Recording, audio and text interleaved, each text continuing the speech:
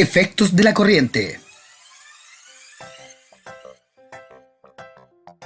Las consecuencias del paso de la corriente por el cuerpo pueden ocasionar desde lesiones físicas secundarias, golpes, caída, etc., hasta la muerte por fibrilación ventricular.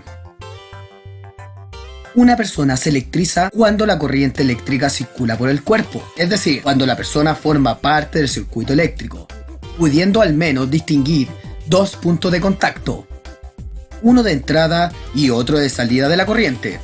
La electrocución se produce cuando dicha persona fallece debido al paso de la corriente por su cuerpo. La fibrilación ventricular consiste en el movimiento anárquico del corazón, el cual deja de enviar sangre de los distintos órganos y aunque esté en movimiento, no sigue el ritmo normal de su funcionamiento. Tetanización entendemos el movimiento incontrolado de los músculos como consecuencia del paso de la energía eléctrica. Dependiendo del recorrido de la corriente, perderemos el control de las manos, brazos, músculos pectorales, etc. La asfixia se produce cuando el paso de la corriente afecta al centro nervioso, que regula la función respiratoria, ocasionando el paro respiratorio. Otros factores fisiopatológicos, tales como contracciones musculares, aumento de la presión sanguínea, dificultades de respiración, parada temporal del corazón, etc., pueden producirse sin fibrilación ventricular. Tales efectos no son mortales, son normalmente reversibles y a menudo producen marcas por el paso de la corriente. Las quemaduras profundas pueden llegar a ser mortales. Principales factores que influyen en el efecto eléctrico. Intensidad de la corriente. Es uno de los factores que más inciden en los efectos y lesiones ocasionados por el accidente eléctrico. En relación con la intensidad de la corriente, son relevantes los conceptos que se indican a continuación. Umbral de percepción. Es el valor mínimo de la corriente que provoca una sensación en una persona a través de la que pasa esta corriente. En corriente alterna, esta sensación de paso de la corriente se percibe durante todo el tiempo. Sin embargo, con corriente continua, solo se percibe cuando varía la intensidad. Por ello son fundamentales el inicio y la interrupción del paso de la corriente, ya que entre dichos instantes no se percibe el paso de la corriente, salvo por los efectos térmicos de la misma. Umbral de reacción. Es el mínimo de la corriente que provoca una contracción muscular. Umbral de no soltar. Cuando una persona tiene sujetos unos electrodos, es el valor máximo de la corriente que permite a esa persona soltarlos. En corriente alterna se considera un valor máximo de 10 mA, cualquiera que sea el tiempo de exposición. En corriente continua es difícil establecer el umbral de no soltar, ya que solo el comienzo y la interrupción del paso de la corriente provoca el dolor y las contracciones musculares. Umbral de fibrilación ventricular.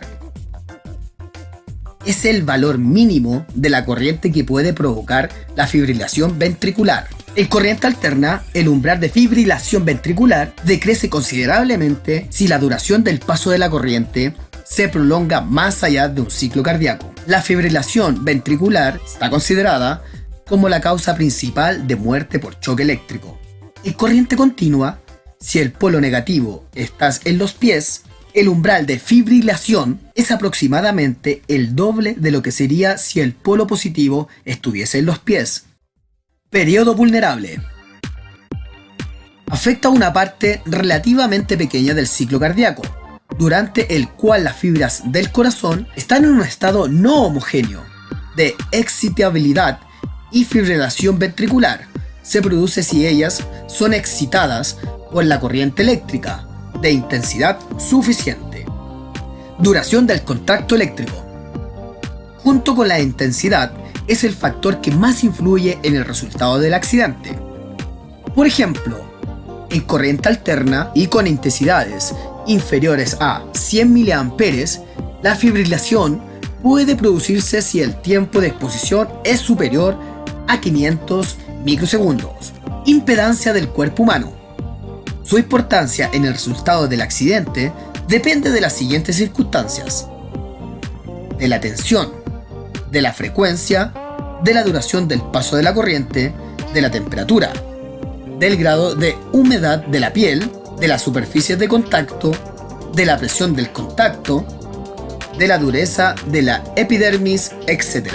Las diferentes partes del cuerpo humano, tales como la piel, los músculos, la sangre, etc., presentan para la corriente eléctrica una impedancia compuesta por elementos resistivos y capacitivos. Durante el paso de la electricidad, la impedancia de nuestro cuerpo se comporta como una suma de 3 impedancias en serie. 1.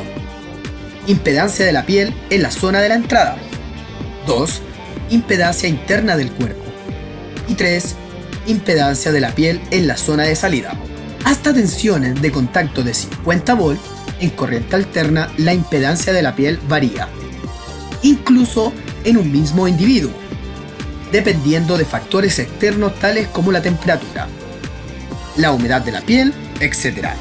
Sin embargo, a partir de los 50 volts, la impedancia de la piel decrece rápidamente, llegando a ser muy baja si la piel está perforada. La impedancia interna del cuerpo puede considerarse esencialmente como resistiva, con la particularidad de ser la resistencia de los brazos y pierna mucho mayor que la del tronco. Además, para tensiones elevadas, la impedancia interna hace prácticamente depreciable la impedancia de la piel.